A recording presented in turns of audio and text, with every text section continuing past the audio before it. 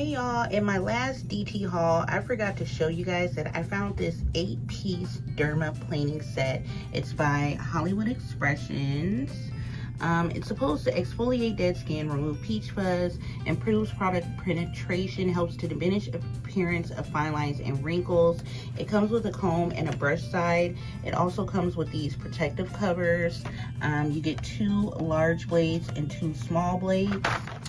And this is what the back of the package looks like.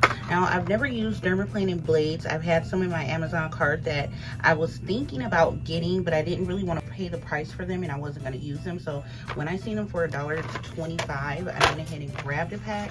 But if you guys have used Dermaplaning blades before, let me know in the comments what you think about them. What was your experience with them on using them on your face?